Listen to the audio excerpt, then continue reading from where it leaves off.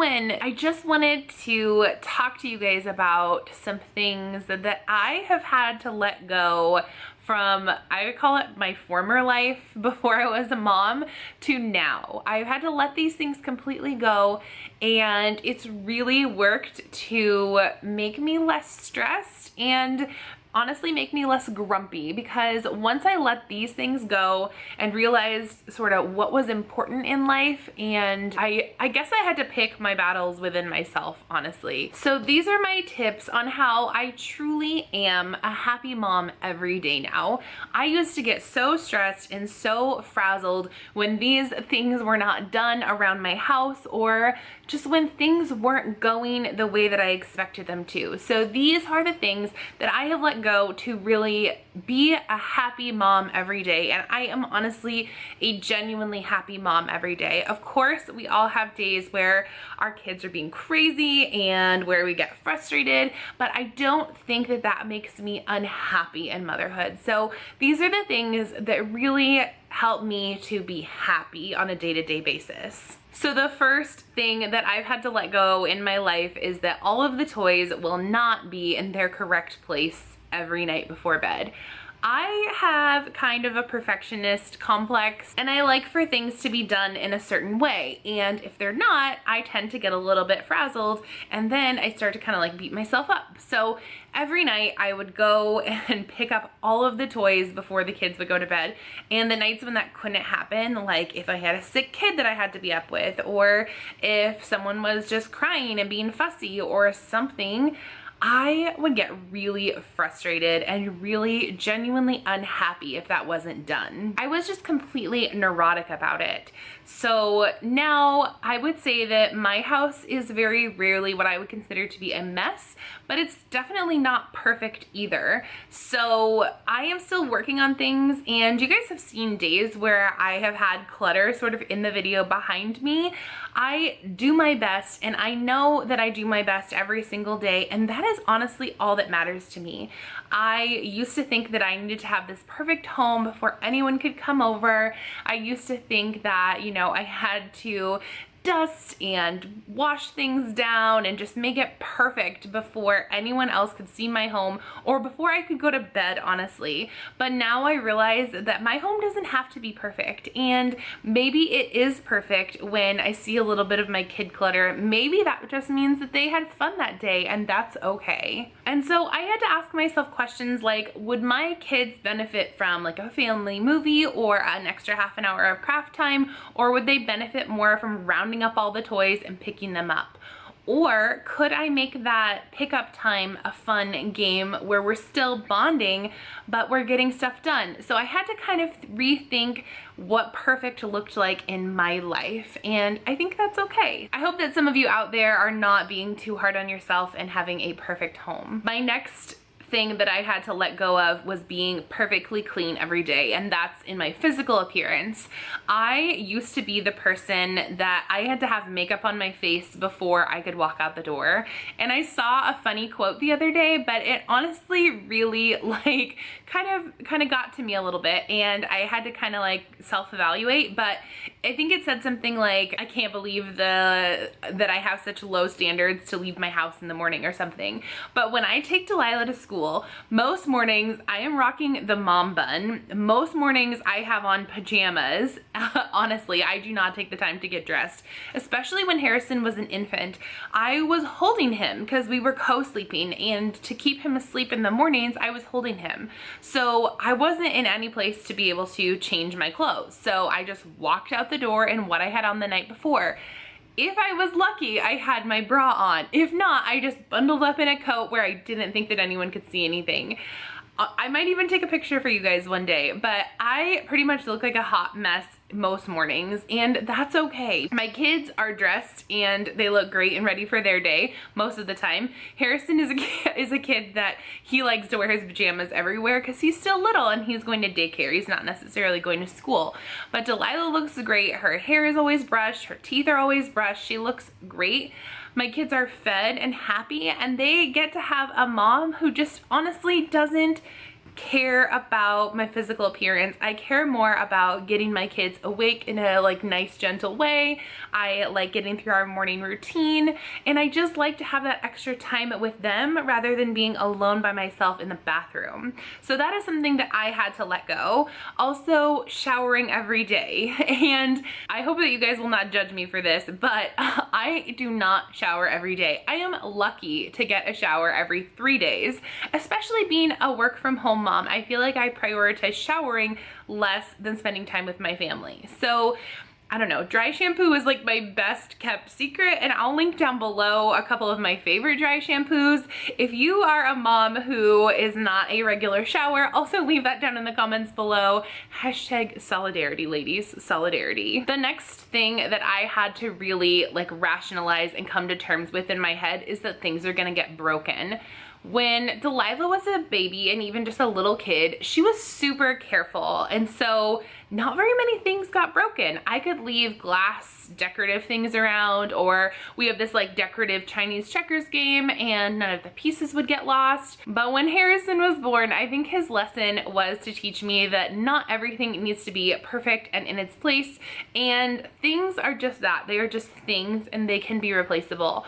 If I have something that is irreplaceable, I put that up high where I can enjoy it, but where I am not in fear that it will get broken. And sometimes even those measures don't protect my favorite things, and that's okay because kids are kids. It's not like Harrison reached up, yanked it, and threw it down. We were having a good time most of the time, and things get broken and things happen. So part of me just wants to buy all of my decor from Target and keep it all plastic and kind of cute for now until I can, quote, have nice things again. So I had to let that go. But for a while, it really bugged me when stuff would get broken, or when I would have to clean things up that were broken, or when I would have to replace things.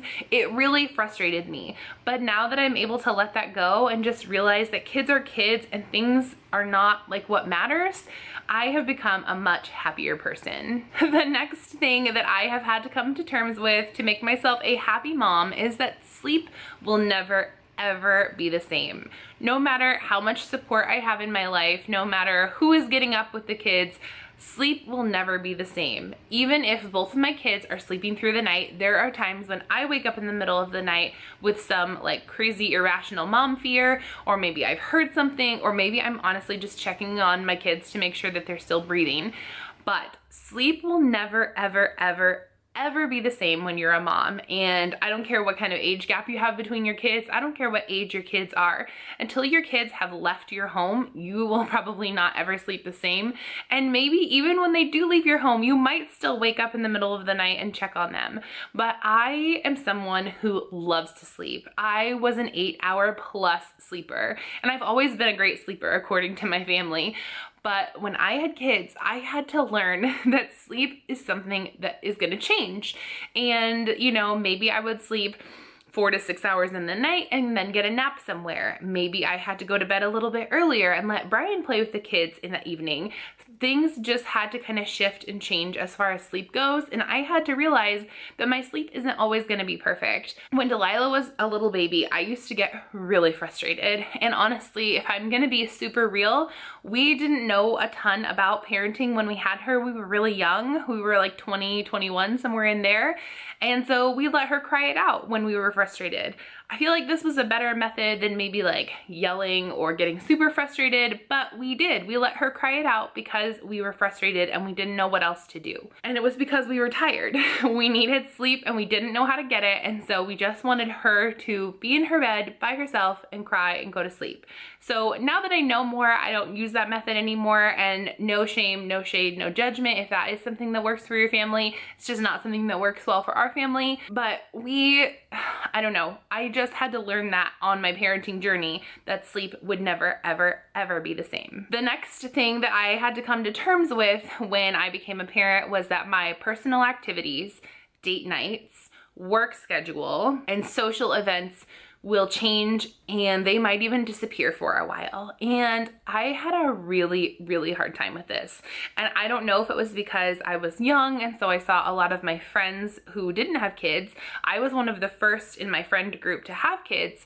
So I saw them still like going out, and I had always read that it's the best thing for your relationship to have date nights. And I am someone who's always kind of valued my alone time.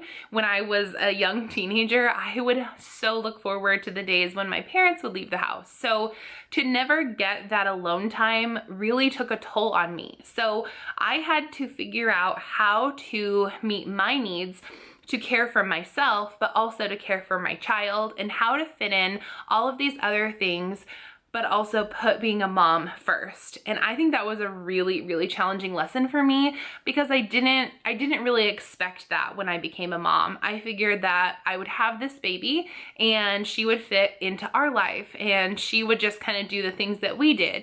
And that wasn't the case at all. Number one, she was a NICU baby, so our lives were changed pretty immediately. And then the second one is that it just doesn't happen that way, at least for us. If you have a kid that just like fit right into your life and you didn't have to change anything, that's awesome. But that didn't work for us. And so a lot of things had to change. We had to prioritize when we wanted to have a date night. We had to figure out childcare. That was something that fortunately wasn't a super big challenge because I have a lot of family in the area, but still it was something else to consider. And then if Delilah didn't want to be apart from us one night, we just couldn't have a date night. That's just not how it works. Or if she was throwing up or anything. I mean, there are 1,000 scenarios that I could go on about. But your personal life changes when you have kids. And I think that is something that I had a really, really hard time with in the beginning. The next thing that I had to kind of figure out to make myself a happier person was that bathroom time is no longer private time. So I don't know, I've just always kind of been weird about bathrooms. I never really like to use public bathrooms because it kind of grossed me out. And like my bathroom time is like my private time. I don't know, same with my showering time, but none of that is my private time anymore. And when I was in the shower or using the bathroom and one of my kids would come in, I used to get so frustrated. I would be like almost yelling at Brian saying, you need to get the kids out of here. This is my time, da da da da. But honestly, like they just wanted to be close to me and I needed to realize that. They weren't there to try to bother me. They just want my attention. They want to be with me. And so I would make it a game. I would like set a box of toys. That's something that I do now. I set a box of toys in the bathroom. And so they can be in there and I can kind of like mentally disconnect because they're busy with something else and I don't have to entertain them, but they can still kind of be close to me if they want to. Our bathroom is really small, our upstairs one. And so there's not a lot of room for people to like hang out in there, but if they do want to be in there or in the hallway next to me, they can, and it doesn't make me feel frustrated anymore, and it's made me a happier mom. And then the last thing that I had to kind of grapple with to make myself a happier mom is to realize that my kids are gonna have bad days and that kids aren't perfect. I think sometimes as a society, we hold kids to these ridiculous standards. Like adults get to kind of have fits and we get to pout sometimes and we get to have days that are not so great. But we expect that our kids are joyful and happy and engaged in every single thing, especially if we have gone out of our way to plan it for them. Like they are not allowed to not like what we planned or to be in a bad mood or whatever. So I had to just kind of let that go. I had to say, you know what, I'm gonna have a good time and I'm gonna do everything I can to have you guys have a good time. But if you're having a bad day, you know what, that's okay and we'll try again next time. So it's all about kind of like choosing your battles, I think, just thinking about being happy. Like I think it's a choice. In my mind, being happy is a choice and I choose to be happy every single day, even if it's not a great day. So those are the things that have really worked to make me a genuinely happy mom every single day.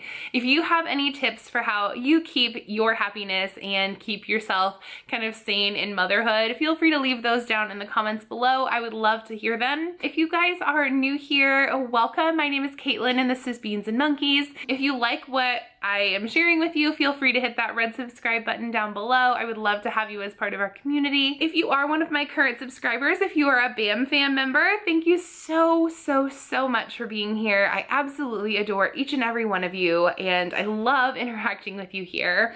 I haven't been great at replying to comments lately, but I promise I am going to be getting back to that very soon. But if you would like to keep current on all of the videos that I am posting, feel free to hit the notification bell right next to the subscribe button. That way you'll know every single time I post a video.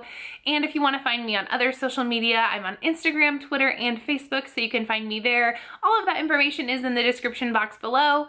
And by the way, you guys, have fun today.